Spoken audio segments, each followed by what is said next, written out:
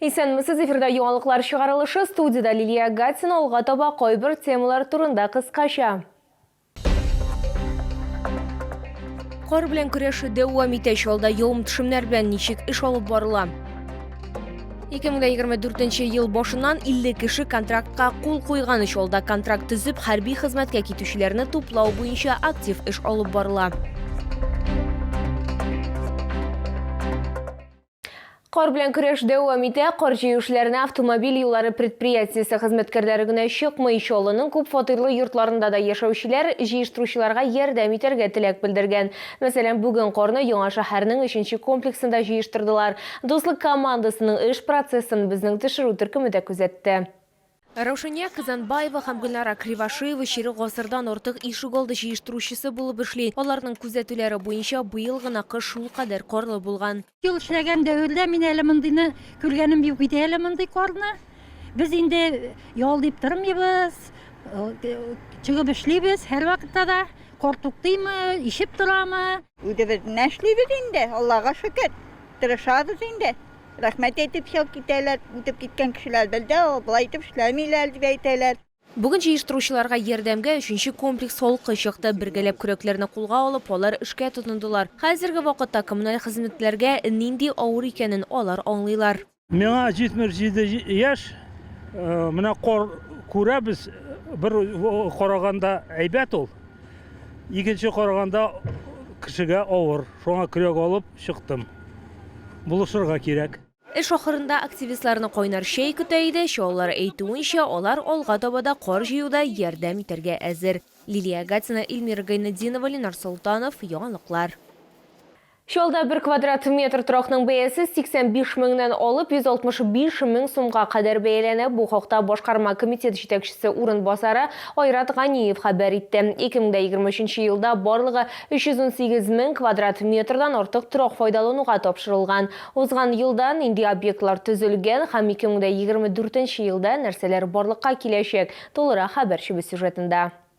2023 елда ир сәнәгать коммерция объектлары һәм 318 квадрат метр артык торак файдалануга тапшырылган. 2 мәктәп, балалар бакчасы төзелгән, 7 уку йортында азык-төлек блогы ремонтланган. Быел яр буе паркын үзгәртүнең 3нче этабы һәм Табиев яр буеның 2нче этабы дәвам итәчәк. 2024 елда шәһәр төзүчеләре алдында яңа бурычлар куелды. Планируется выполнить капитальный ремонт лицей-интернат номер 84 имени Галия Кыша, пищеблоков в 7 школах города, Камского государственного автомеханического техникума, спортивной школы Олимпийского резерва «Олимпийский», футбольного поля стадион КамАЗ, Центра детского творчества «Огниво». Моннан тыш ремонт эшләре башка мөһим шәһәр объектларына да кагылачак. Алар арасында сугыш ветераннары өчен госпиталь поликлиникасы, 4нче поликлиника, изгелек инвалидларны реабилитацияләү үзәге, йортсызлар өчен перекресток үзәге һәм балалар һәм яшүсмерләр өчен социаль асылташ приюты. Универсаль спорт майданчыклары төзү программасы буенча 2024 елда 58нче мәктәп территориясендә мини-футбол өчен майданчык төзү планлаштырыла.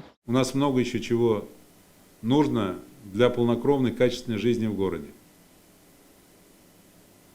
Поэтому дальше работаем, настойчиво работаем, ремонтируем, строим, делаем все, чтобы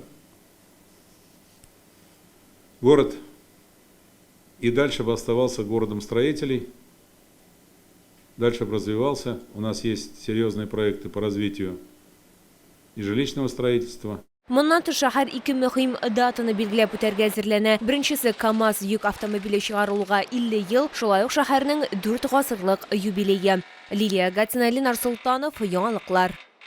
Мәҗбүриләп түгел, йөрәк кушуы буенча Чалда үз теләкләре белән һәм контракт төзеп хәрби хезмәткә китүчеләрне туплау буенча актив эш алып барыла. Үзе һәм автозавод районнары хәрби комиссары Рәшит Ильясов белдергәнчә, 2024 ел башыннан инде 50 кеше контрактка кул куйган. Узган елда исә 1500 чаллылы хезмәткә киткән. Толырак алдагы минутларда. Скорее всего, патриотизм, любовь к родине и понимание, что творится на Западе, в стране, поэтому, скорее всего, только из-за этого иду. На контрактную основу. Контрактлы хезмәткә кул куюга Григорий оңлы рәвештә килгән. Ул инде Чечен сугышында булган һәм спецназда эшләгән. Аның сүзләренчә, контракт төзүдә бернинди дә кыенлыклар тумаган. Ул хәрби комиссариатка шалтыраткан, килгән, консультация алган һәм килешүгә кул куйган. Мама отреагировала хорошо, она знает мой характер. Жене было тяжело, конечно, но видя ситуацию, тоже одобрила мое решение. Дети пока не знают. Медкомиссию я практически за полдня прошел. Все быстро, в поликлиниках все нормально, без очереди пропускают, все понимают. Поэтому все, таких сложностей не было. Контракт хезмәтендә хәрбиләргә бер тапкыр бирелә торган түләү 195 мең сумны тәшкил итә. Махсус операция зонасында ай сайын түләү 204 мең сумнан башлана. У нас идут как бы по двум направлениям. Первые ребята, это которые идут по так называемым отношениям, в те воинские части, куда их ждут, где их служат, допустим, уже знакомые, друзья. И второе направление по предложению, когда они приходят и определяются в связи с их степенью здоровья, с военно-учетной специальностью, с учетом гражданской специальности, опыта гражданской работы. Есть предложение типа родам и видам вооруженных сил.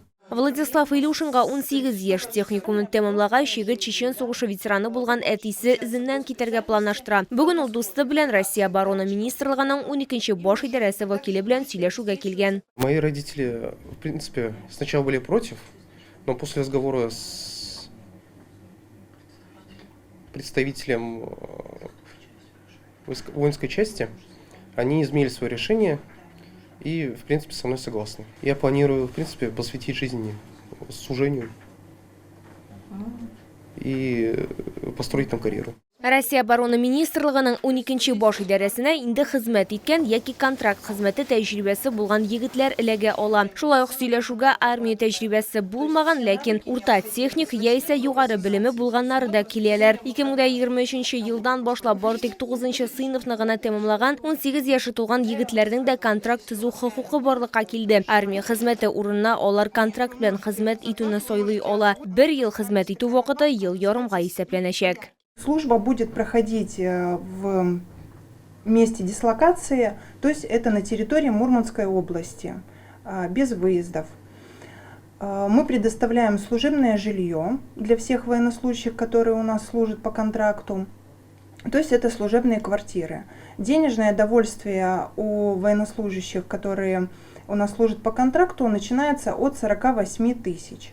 То есть оно будет периодически у них увеличиваться за счет надбавок северных. Армияга контракт белән хезмәт итүгә туплау пункты иртәнге 8-дән кичке 8-гә кадәр эшли. Ял көннәрендә эш вакыты 12-дән 16 сәгатькә кадәр. Лилия Гатина, Ленар Султанов, яңалыклар.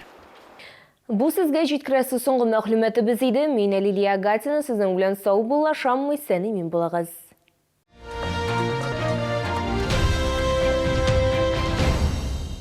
Распродажа хозтоваров с 29 января. Ждем вас по адресу 409 проспект Хасана Туфана, дом 5В. Количество товара ограничено.